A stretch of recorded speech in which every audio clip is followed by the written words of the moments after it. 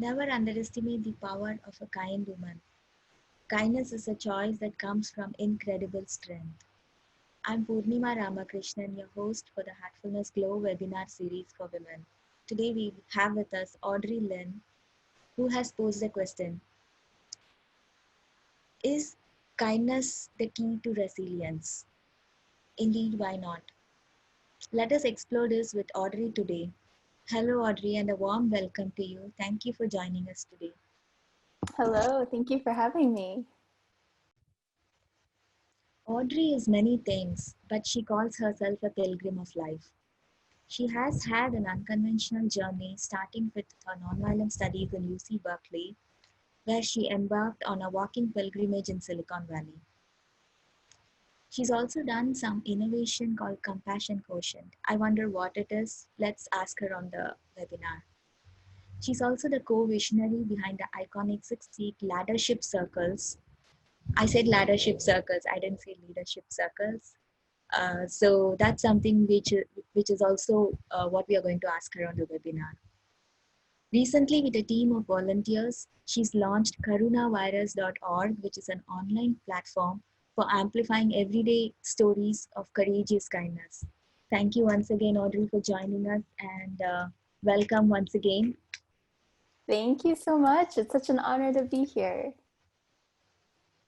So the takeaways for today's webinar are these: small acts of kindness. What are they and how can they actually save the world? I mean, can small acts of kindness ever save the world? That's intriguing. And then we're going to also talk about selfless love. We're going to talk about laddership versus leadership and what exactly laddership is and how is it different from leadership. We're going to talk about the compassion quotient. And finally, Audrey is going to leave us all with a challenge, which we are going to test out in the next week's webinar.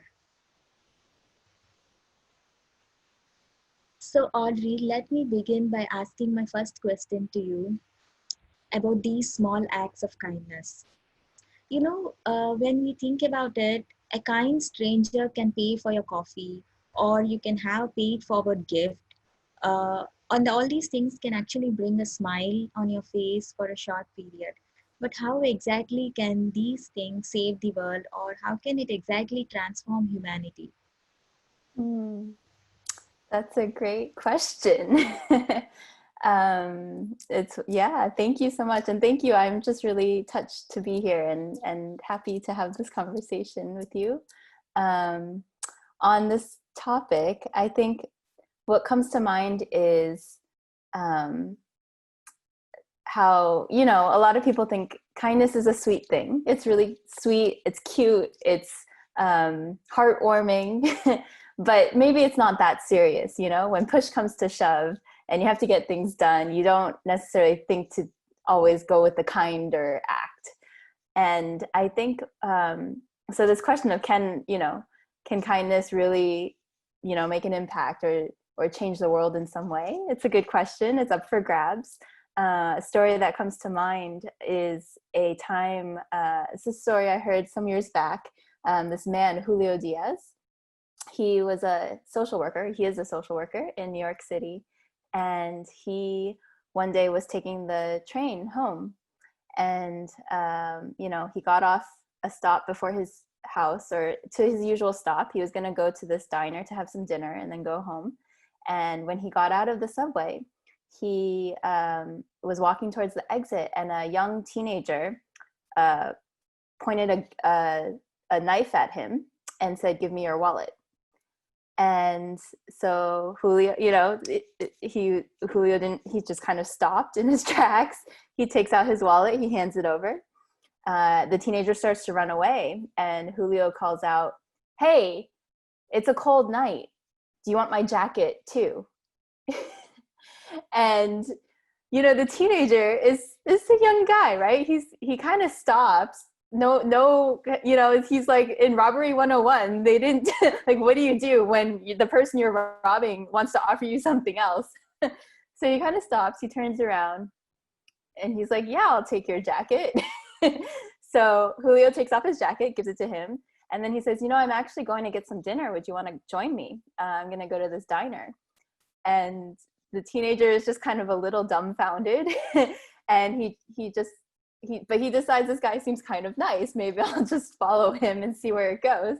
So they go to this diner, they go inside, and Julio goes to this diner pretty often. So when he gets in there, people already know him. The wait staff, the owners, the cooks, they all know him. They're like, hey, Julio, how are you doing? You know? And so he sits down, and this teenager is kind of looking at him like, how does everyone know you? You know, who are you? And he's just like, oh, I come here a lot. So they order dinner. They just, you know, have a nice meal. At the end of the meal, they get their bill. And the Julio says, you know, I'd love to treat you to this dinner, but you have my wallet. And teenager takes out the wallet from his pocket, slides it across the table, gives it to him. And he says, you know, I'd love for you to give me something else too. I'd love for you to give me your knife. And the teenager takes out his knife, slides it across the table, and gives that to him also. And for me, this is just like a random story. This is from, I think, you know, StoryCorps, this organization that captures these stories from different places. That so this guy is just walking around, and he randomly goes into this booth and shares this story of a meaningful moment of his life. But I think what really struck me about it is that it wasn't just how he reacted in that moment. You know, it was like all the moments before build up to who we are in every moment that comes, right? So because of, I mean, he worked as a social worker. He'd probably had experiences working with a lot of youth who are in kind of difficult environments. And he's, you know, judging by how the diner people welcomed him, he's probably a nice guy and how he responded. And so I think the question really comes down to, like, we think about how do we change the world? How do we make a difference? How do we end poverty? How do we resolve education? How do we create more equity in the world? Those are big questions. But I think there's something that comes up in that moment, right? When that teenager is sliding the knife across the table saying, yeah, I don't want to be the person that has to rob people. I want to be the person that can treat people to a meal. And you know, you couldn't plan for something like that, but I think you cultivate through acts of kindness, we cultivate that habit, and where that becomes our natural response. And so that when someone even comes to us with violence, with force, with power, with a knife, that our neural pathways are wired in such a way that we think, oh, that kid looks cold, let me give him my jacket too.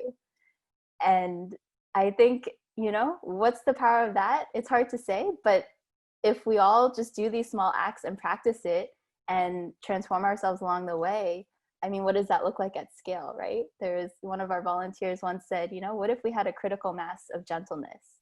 Like, all of us are really just looking for a gentler world, and we're all practicing that in our own way. And what if, you know, at some point it ripples out and there's a critical mass of gentleness? What would that look like? So yeah, that's what comes to mind. Thank you so much, Audrey. It's a powerful weapon, isn't it? Kindness is very powerful, and it sort of makes us feel that everything is connected to everything else. Every act of kindness is probably connected to every other soul. And it really touched my heart when you shared that story, and I'm sure the audience would have enjoyed it too. Which leads me on to the next question, which was, or how does a culture of compassion work in practical terms? You know, when an organization also needs to look at the economic cost of kindness and compassion, it's kind of a little bit, I mean, it appears to be a little bit complicated. How can we sustain this principle, or how can our economies and cultures, which is already based on capitalism and consumerism, use this as a guiding force? How can a profit-based ecosystem thrive with this kind of, you know, this kind of culture? Yeah, easy question. um, Well, I think it's interesting in our society today, in our kind of, in our market economy, we're kind of conditioned to focus on developing a product, right? Like in our exchange of the world, you're running a company, you're focused on developing a product. You're running a nonprofit or an NGO, you're focused on delivering some sort of impact. And everything is kind of packaged and branded in a way that it can be shared and exchanged in the world. And I think we've spent a lot of time designing and innovating for efficiency, and we've kind of lost the resiliency of relationship along the way. And many people feel this way in workplaces where you're just kind of the cog in the machine, and working in that way, and you don't know the person next to you might have a family member who's struggling with cancer, right? Or someone disappears one day and you find out later that they had a death in the family and they're on leave for 2 weeks, something like that, right? And there's something efficient about just focusing on designing for a product, but there's something lost in, not taking the time to really get to know who you're working with, or not having the structure or the space to engage in that kind of interconnection. So I think there's no kind of hard and fast answer to this. There's a lot of different examples, but I think a big part of it comes from the shift of not so much of asking, typically we ask like, what can I do? What output can I create in the world? Or what splash, what product can I make? So I think it's kind of a shift from saying, what can I do? Or what can I produce? To who do I have to be? Who do I have to be that person that knows that, the colleague in the cubicle in that corner is, really having a rough time because they're going through something at home? Or who do I have to be to receive someone's trust to share those kinds of stories?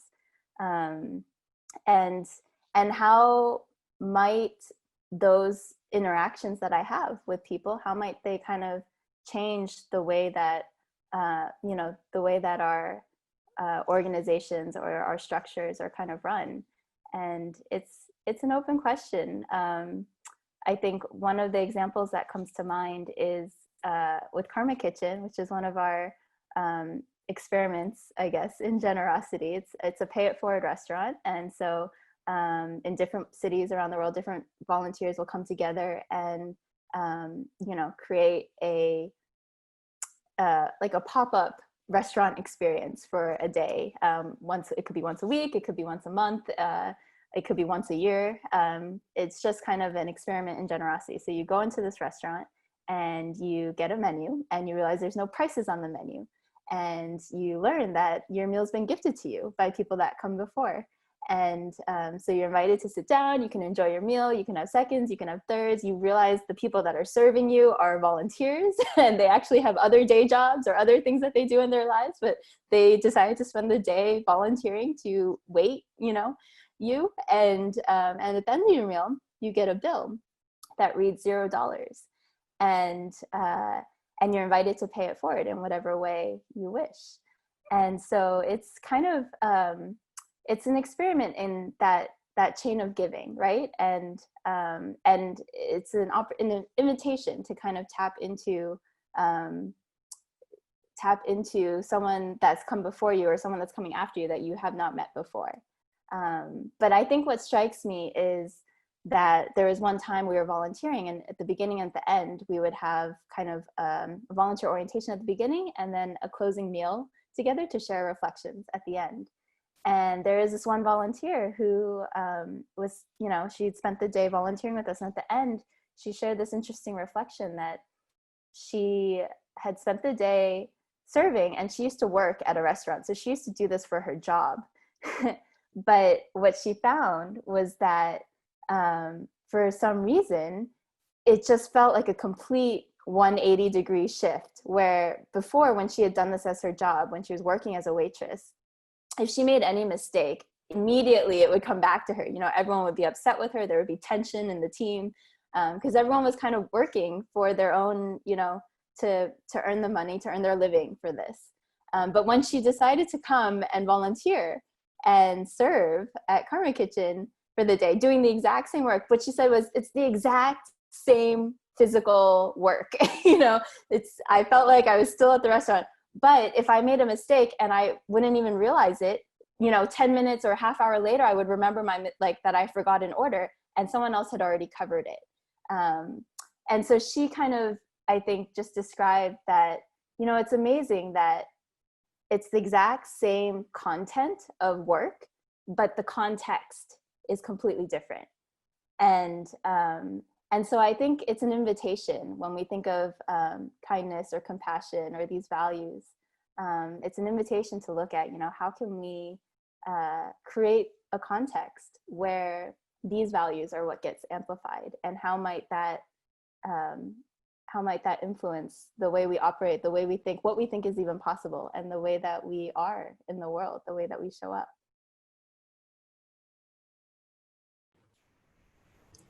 Thank you, Audrey. That was so beautiful. And thank you for sharing the experience of your colleague. And thank you for also sharing that interesting aspect called Karma Kitchen. And I just felt like there is no such thing as a random act of kindness or a small act of kindness, because every act which we do, it has a ripple effect which is not logical. It is not something which is measurable, and it doesn't feel like it's ever wasted. It's always going to make a difference for the, of course, for the receiver, but it's also going to make a huge difference for the giver, because there's always in giving that we actually receive something. Which leads me on to the next question about laddership. When we had posted that you are a laddership co-visionary, I received a lot of questions, text messages, emails asking, is it a typo? Did you want to say leadership, or did you want to say laddership? And so, yeah, how is laddership different from leadership? And I know that we were talking about this earlier, and you said that it's an incubator of love. So here goes the next question about laddership and how is it different from leadership? That's a great question. I know, it's so funny. Whenever I write laddership on a document, I get auto-corrected. and and it's kind of, I actually really enjoy getting auto-corrected because it makes me realize, like, wow, this is a new paradigm in a way. It's a different kind of way of thinking, and how lucky am I to have this vocabulary to think of, leadership, or to a form of leadership. So I think laddership is, the first time I actually heard it was in the story of a group of volunteers were having a team leaders retreat. And in that experience, there was a mentor who was visiting from out of town, and he's kind of like a community mentor. And so everyone said, you should join our team leaders retreat. Please come. We would love to have your presence there. And he looked at everyone, and he's very good at making puns. So he said, leader? I don't want to be a leader. I want to be a ladder. And and made this kind of gesture of, it's not so much about being the one at the front, but it's, how can I be that person where people can climb up and over me, and how can I be that, just whatever that stepping stone can be, to lift others up and help them rise. And so, as soon as he said that, everyone said, oh yeah, we want to be ladders too. That's what we mean. So that retreat became a team ladders retreat, a laddership retreat. But I think in a concrete level, I think there are some differences. Like traditional leadership, kind of, you look at leaders as people in charge. They're kind of executing pathways and directing new visions. It's kind of that white knight in shining armor, leading the pack, right? And that kind of way of leading is also in a way built on some forms of power. That can kind of, you're directing people are looking to you, they're deferring to you, sometimes out of force, right, out of hierarchical structures. And laddership is, it's kind of its antithesis, right? It's kind of the person at the back of the room who's tuning into viewpoints of the collective and finding, you know, the value in so many different people and kind of drawing that out and helping amplify their patterns of positive deviance. So ladders are kind of, you know, in a way, it's kind of a form of servant leadership, I guess, is a common term for it. But it's also someone that's really, you know, even if you look at a ladder, they might not even consider themselves a ladder. it's you know, it's more about their way of being. So I think a ladder looks at leadership in the sense of being the change, whereas a leader might look at the world and say, how can we change the world? What can we do, right? A ladder might look at, you know, how can I see a spectrum of value everywhere? What are multiple forms of wealth that I can engage? Whereas a leader might say, okay, how can I command this financial capital and disperse these resources to a certain end goal? A ladder might engage at the edges of a space, right? Whereas a leader might be that person directing at the center. So I think I think those are some of the differences that I would see in leadership and laddership. It's really, I think a ladder focuses more on kind of building relationships and trusting in the distributed strength of the collective, whereas a leader might, you know, think more about how do I scale transactions and how do I kind of engage in this in the vision that I have. And I think there are times where I don't mean to say one is better than the other. There are times where you do need, you know, leadership. Otherwise, you can get a vacuum in a group and a little bit of chaos. So there are times where ladders actually also need to step up and say, you know, this is the direction that we're trying to go in and assume that role. But I think it's really this quote from Lao Tzu comes to mind. You know, this Chinese philosopher, he said, a leader is best when people barely know that he or she exists. You know, when her work is done, her aim fulfilled, they will say, we did this ourselves. And I think that's the beauty of it, to be in a space where you don't even know like who the leader is, but you feel like you're going in some direction, right? And that there's something happening. I think that's a real beautiful thing about it. Thank you so much, Audrey. It was really beautiful, and I hope we all evolve to become more ladders. We need more ladders now in the world. I think we need more kindness. We need more guidance to be kind. So thank you so much. And I think as we try to recognize the collective, as we try to find the light in others, we naturally light our way, like this quote where I read somewhere. But it's so beautiful the way you explained, and I'm so happy that you shared what a ladder is and this laddership work which you do in your community. So the next question I would like to ask you is, how can we make kindness as a habit, or how can we try to inculcate this into our DNA, or is this in some way related to the compassion quotient you were telling me about? And how can this change or transformation lead us on to become a continuous conduit of kindness? Those are beautiful questions. I think cultivating a habit of kindness, I think it just starts with trying, and it also helps to have a community around to keep us accountable to it. There was a time, actually, I remember once I was riding a bus some years ago, and I was sitting on the bus. It was a little bit crowded. I was reading a book, and the bus driver started speaking very loudly at this one stop. And the bus driver said, "Oh, it's great to see you today. There's a seat right behind me. You know, you can sit right here." And I remember my back was facing the bus driver, so I couldn't see who he was talking to. But I remember thinking, like, wow, I've never heard such a cheerful bus driver. Bus drivers are actually, like, that I had encountered, had actually not been so cheerful. And, you know, they're stressed. It's a stressful job. So I turned around and I looked, and I saw a blind woman walking up the steps to sit down in that seat that the bus driver had pointed out. And I was like, oh, wow, that was really nice that, you know, that he especially spoke loudly and directed her to a seat right behind him. So then as we're going along, I'm still reading my book, but the bus driver is kind of at every stop. He knows everybody. So he's like, oh, you're at a different stop today, or I haven't seen you in a long time. Or, you know, he's like making small talk with all the regulars. And he's talking with the woman who's blind behind him saying, you know, what stop are you getting off at? I'll let you know when it comes. And I was just like, by this point, I put my book away, you know, and I'm just watching them. And I'm watching this bus driver.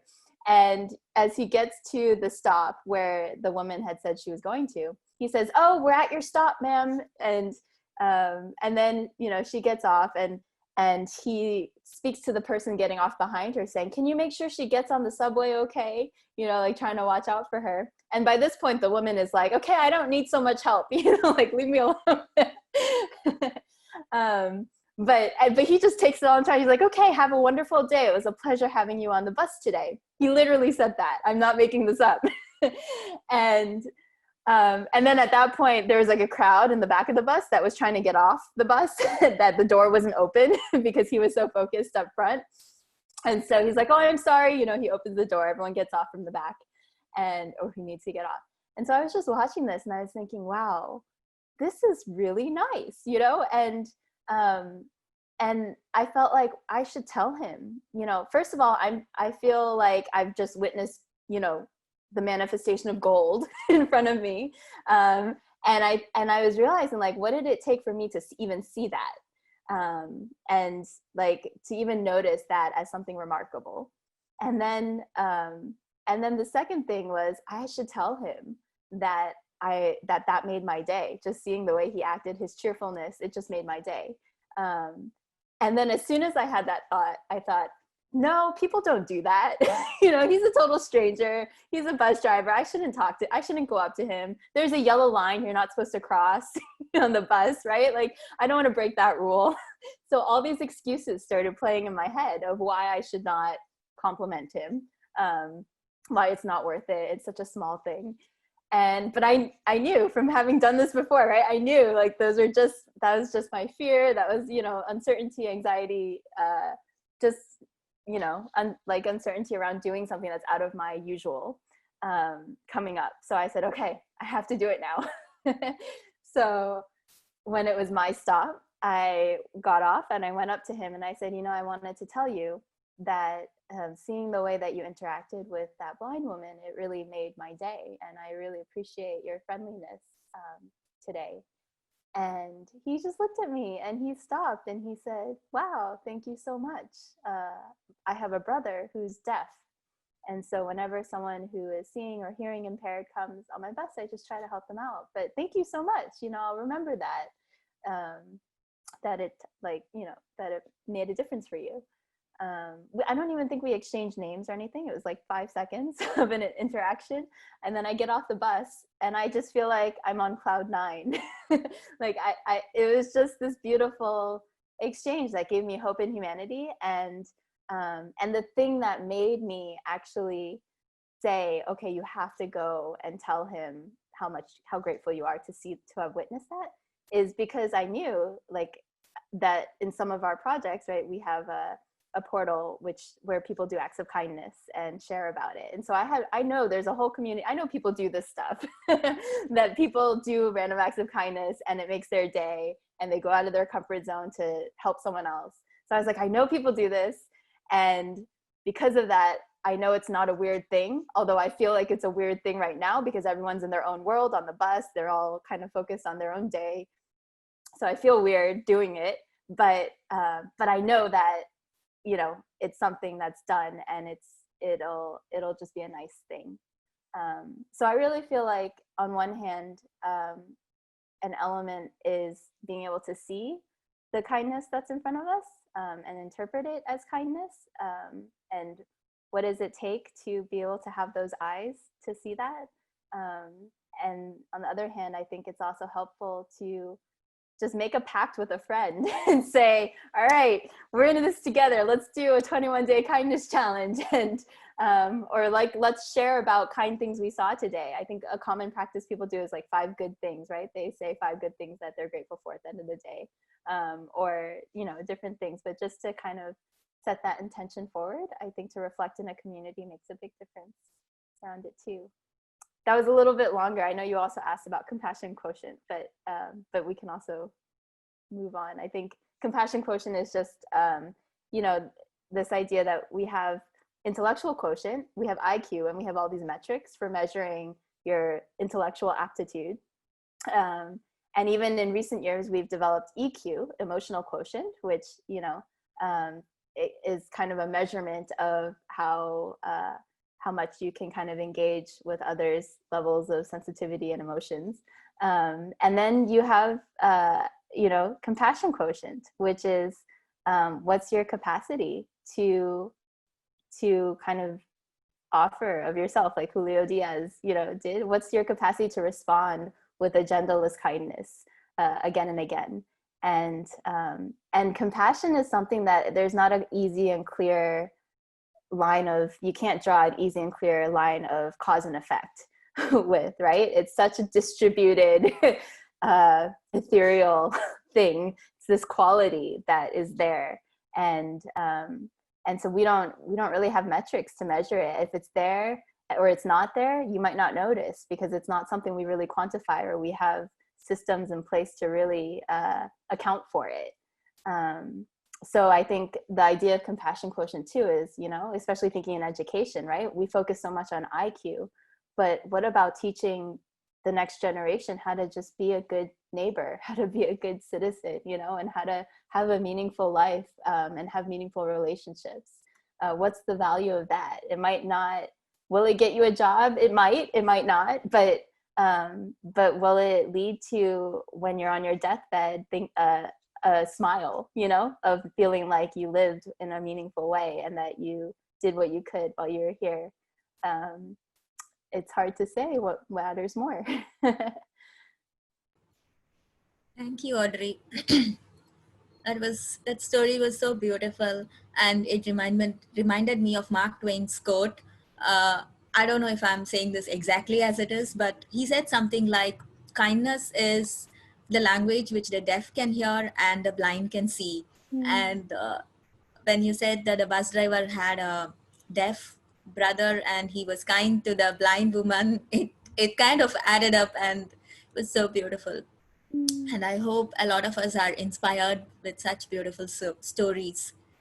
And, you know, these qualities like kindness, friendship, compassion, courage, these are the qualities that define us as who we are as being humans, and it propels us towards what we ought to be in this world.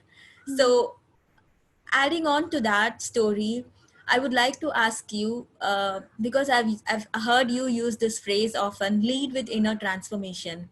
So what does it mean? And can you share something from your life?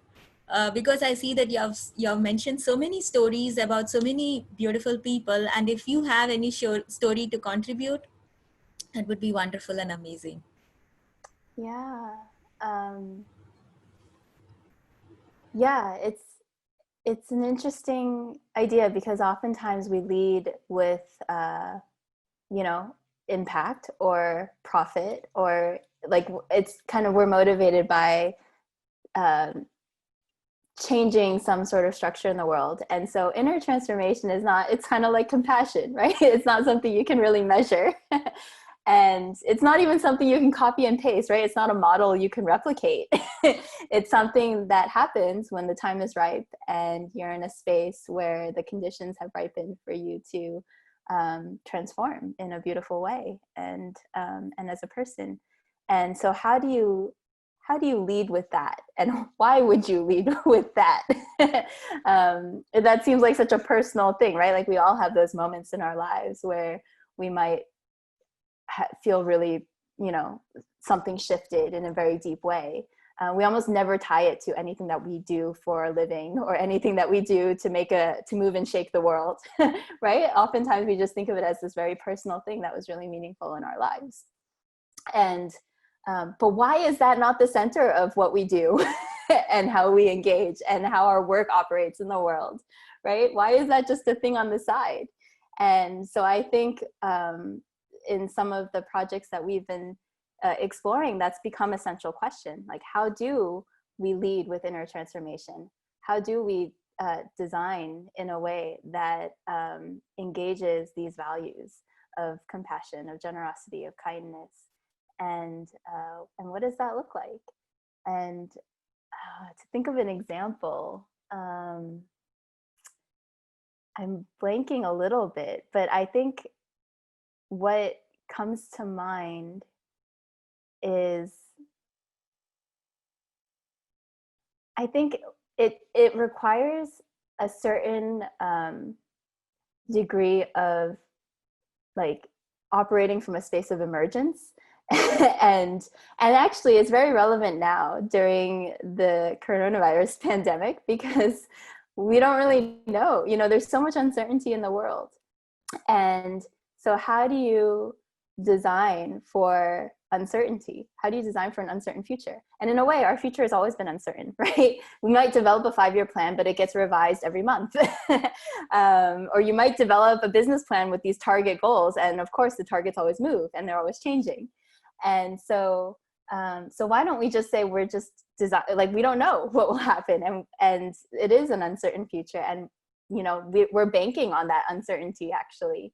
And how do you lead from a space where you are anchored in values, and that's all that really matters. Like where you're leading from a space where all the projects you do are just an excuse for these values to take form in some way. And so there's actually been a lot of ways, now that I think about it, where this has surfaced. There is one of our platforms is called Kind Spring. It's a website where people can read and share stories of kindness that they've done or that they've received. And everyone who writes on there, they have an anonymous alias as their name. So it's all anonymous. So there's no like, look at what I did. It's like, I don't know who you are. It's just your nickname. But this is something that happened in the world. And so, but the cool thing is the way this website came about was because one of the volunteers was having kind of a conversation with his cousin about hazing. So in the US, there's this phenomenon called hazing, where I don't know if you're familiar with that. I don't think it's in every part of the world, but it's basically like in fraternities or sororities, to get into one of those, social clubs in college and university, you go through this period of hazing, which is kind of like a form of organized bullying. It's like a form of organized bullying, and it's kind of like a rite of passage. So you go through these ridiculous situations where you have to kind of endure some silly things or make a fool of yourself. And then at the end of that week, that rush week or whatever it is, then you're either accepted into the club or not, accepted into the fraternity or sorority or not. And usually if you make it through, I think you're accepted, but I don't have that much experience with it, so I'm not sure. But so this conversation came up. This volunteer was talking with his cousin who was studying in college, in university, and it was it was hazing season. People were trying to get into these fraternities and sororities. And so they were talking about bullying, and they were talking about pranks. And they had this conversation around, usually when you're doing a prank, when you're doing a prank on someone, it's kind of to make their day a little less convenient, right? It's like you kind of do something, it's kind of funny, it's a little joke, but it makes your day a little like difficult, and so what would it look like? What if you did a prank that made someone's day better? And so they started having this conversation. And so what happened was they thought of this idea called a smile card, where it's like this little card that says smile, you've been tagged, and experiments in anonymous kindness is the name of the game, and now you're it. And so the idea is you do a random act of kindness anonymously, and you leave this card behind to invite the recipient to pay it forward. And you could go through a toll booth, pay for the toll for the person behind you, leave the card for them to give to that person, and and just to make their day a little easier. Or you might pick flowers and leave it on a neighbor's door with a smile card. And just when the next person, they open their door, they see a bouquet of flowers just for them with no reason, no rhyme or reason attached to it. It's just, you know, a nice act by someone anonymously. And so they thought of this idea as a way to counteract hazing, in a way, as a way to counteract bullying. And that was just, it wasn't planned. It wasn't like, how do we kind of, how do we decrease instances of bullying, you know? And bullying is actually a big issue in schools, right? And so there is that element of like, what can we do to prevent bullying? What can we do to reduce instances of bullying? What are the statistics on it? And that's also very important and very valid. But I think when we're thinking about leading with inner transformation, it was like, it stems from first the relationship, right? One cousin to his younger cousin, they're having this honest conversation about this dilemma that he's experiencing in university of bullying and hazing. And so this naturally just kind of, this idea came up in the conversation. And so they printed out a bunch of smile cards and they just started doing random acts of kindness and leaving these smile cards behind. And then they thought, you know, each card is going somewhere, and it's kind of inviting some sort of experience for someone. And there's a story behind every card that goes out, right? So what if we set up a website to capture some of those stories? So they put the name of the website on the card and said, if you'd like to share a story of how you received this card or what you did with it, you can post it here. And so they set up this website to kind of capture, harvest, and harness all those stories. And that became a portal on kindness. But it wasn't, so it was kind of, typically you would think of what's the issue. If you're like, when you're leading with impact, you think, what's the issue and how can I, you know, plan and execute something to that end? But in this case, it was, you know, it started from the relationship. It started from, how can I just make the day of my cousin? You know, how can I help my cousin out? How can I make his day? And what might surface from that? And so from there, impact naturally happened, but it was focused on the transformation first. So that's a little, I guess, example. Sorry, I think it went a little bit long, but that's what comes up for that. Thank you, Audrey. That was a beautiful example, and that was exactly what we needed to hear.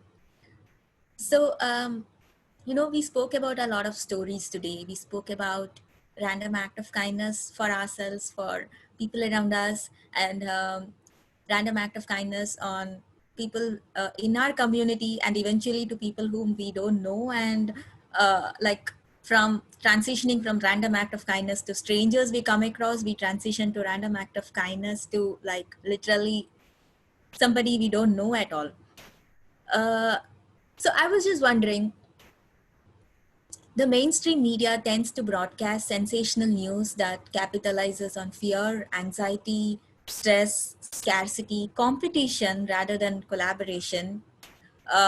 In this context, how can we create cultural dialogues around kindness? How can we create this culture of kindness to percolate into the civilization? Yeah, that's so important. I think, you know, we are the stories that we believe in, to some extent, right? And I feel like so much of what I see, so much of how I interpret the world is a reflection, is a mirror of what my own inner compass is in the world. And so much of what's inside me is projected outward. And there's been so many times where I've interpreted a situation based on my state of mind in that time, and later on realized that I totally missed something. And so we are so very much impacted by the media, by the stories, by the narratives that we are bombarded with. And, you know, this is the age of so much information. And at this time too, especially right now during the coronavirus pandemic, it's like the virtual sphere of stories is so present.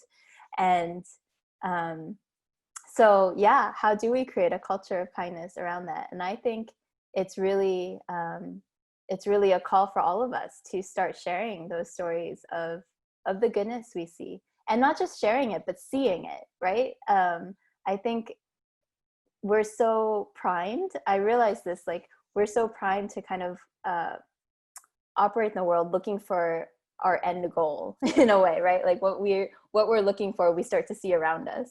And so I think, how do we kind of tap into a space where what we see is where we can start seeing the value everywhere, you know, where we see the value of even an argument that you might have, right? Or something that's a setback, but ends up benefiting something else.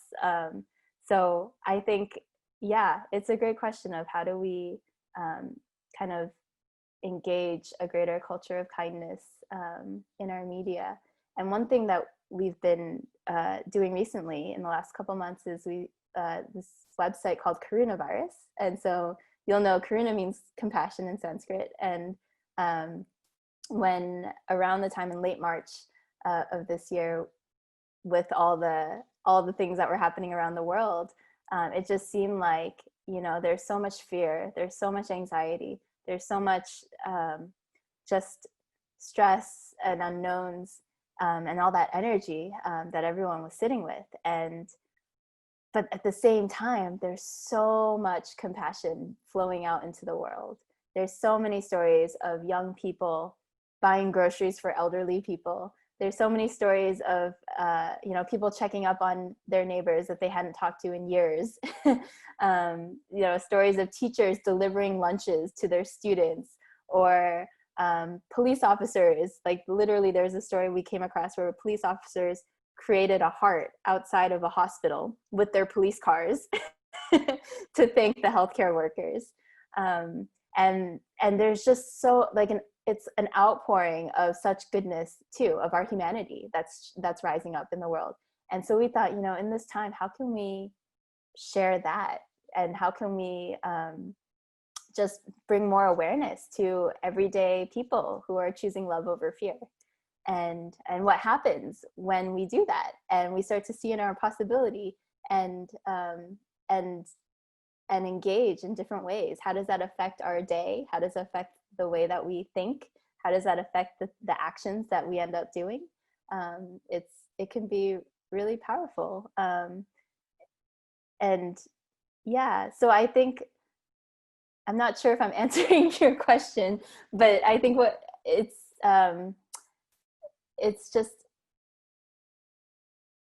it's been beautiful to see that flow where it's kind of it's in our nature to want to be kind. It's in our nature to want to be compassionate, and it's in our nature to want to support each other.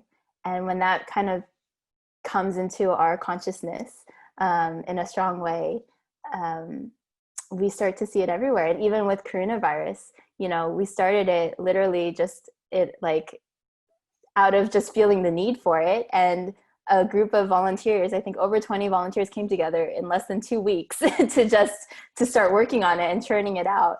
And we get the sweetest intentions. You know, there's someone that wrote in saying, I'm, you know, in my 60s, but I can still learn. Give me your least fulfilled volunteer opportunity and I'll do it. And just like, wow, that is such a blessing, you know, to put out in the world. So I think in today's day and age, where so much of media is focused on sensational news and sensational headlines and topics.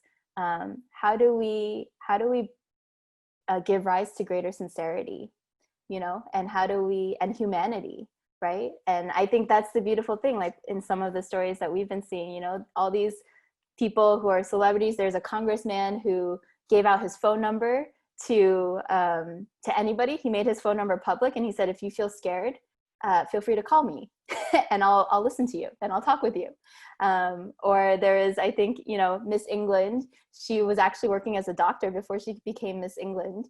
And she said, you know, I'm going to hang up my crown and I'm going to go and re-enlist as a doctor, because this is the time and that's the need right now. So I think we've come into a culture that's so focused on the extraordinary, the sensational, the things that are at a distance, you know, and things that are in the limelight. And we've forgotten like the extraordinariness of our simple humanity and of those simple moments of connection and those simple things that connect us all, and that all of us are human beings. um, so yeah, I feel like it's so important to create that culture of kindness in the stories that we tell. And I think it starts with being able to see those stories that are right in front of us and see the beauty in them and see the gold in them. Thank you, Audrey. So poignant. And it was so wonderful when which you said about Miss England hanging up her crown and going out to save patients. So amazing. And one thing which stood out throughout in today's conversation is the power of being the change we wish to see in the world. So can these small acts make a difference? To the participants, I ask you this question. Would you like to do a challenge today? Audrey has shared a range of stories and experiences from her life, from the life of her friends, volunteers, and so on. And now we invite you to investigate this for yourself. That not invite whoever is interested to do an act of kindness over this week, and it has to be something that you wouldn't do normally. So it doesn't have to be a big thing, but just something that's not in your usual routine, that is an extra act of kindness. And tell us how it goes. And I think we'll have a follow-up conversation to just share in some reflections and hear how your experience was, and just dialogue a little further around that. Yeah, great. So for the audience, this whole week you have the opportunity to perform one random act of kindness or many, and then write to us at glow@heartfulness.org with your experience. And we'll have an interactive webinar, same time, but on June 27, 2020, which is next week. And we'll see how this small act made a difference in your life and in the life of the person who was the beneficiary of this kindness. So, like they say, let's test kindness. So this brings us to almost the conclusion of this webinar. And before we conclude this webinar, I would like to share one heartfulness practice which we do. So let's begin the heartful affirmations, and towards the end of it, I'll guide you in to begin meditation. So now you can see these heartful affirmations up on the screen. But what I suggest is you can close your eyes and listen to my voice.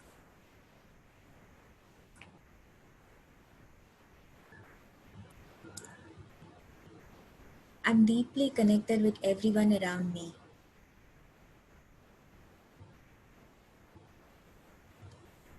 Everything surrounding us, the air particles, people, birds, the trees, everything around me is deeply connected.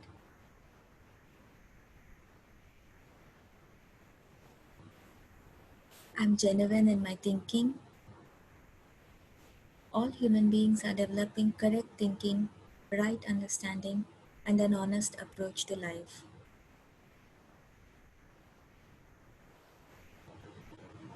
They are attaining rightness in action and perfection in character.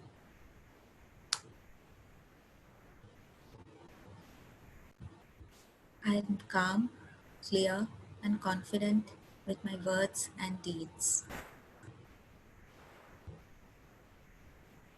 I'm happy, joyful, and grateful for all my life experiences.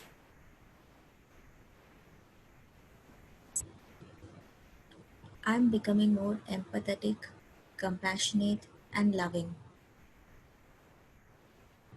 I'm balanced. I meditate. Please suppose a source of light in your heart. Let us meditate together on this source of light in the heart for a few minutes. If your attention wanders, gently bring it back to this source of light. You are drawn deep into meditation in your heart. Let's meditate.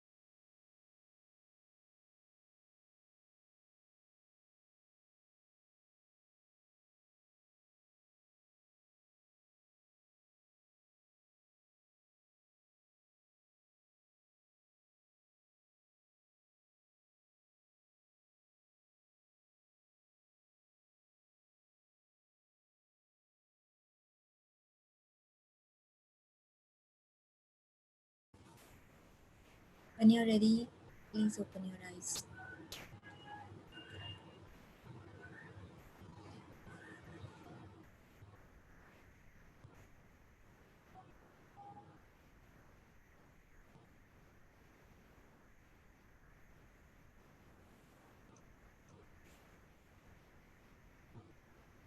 Thanks to all the participants for joining us in today's webinar. And I hope you were all inspired by Audrey. And I hope some of you are going to write back with what you did with your random acts of kindness. And I hope to see you all in the next webinar sharing what you have done. So if you have any future webinar proposals, if you need archives, if you need access to the video archives of the webinars, if you have feedback about the current webinar, about any other webinars, if you have any queries, trainer requests, please write to glow@heartfulness.org. Thank you once again for joining us today. And Audrey, thank you so much for joining us today and for inspiring all of us in this beautiful, wonderful way. If you have any closing thoughts, go.